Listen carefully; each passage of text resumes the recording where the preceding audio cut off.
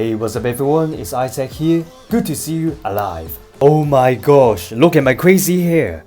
I have no haircut for 2 months. Oh my god.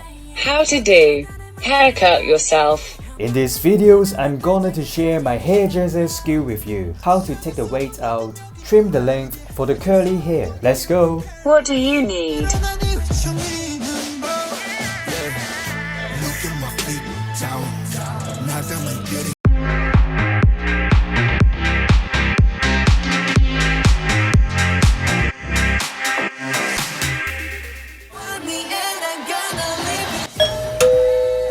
First, comb a parting to separate the section. Start from the side first. This is so important. Get a small section, twist the hair, then cut the middle to take the weight out, also maintain the length. It will not destroy the curly pattern, also will make your curly hair look nice.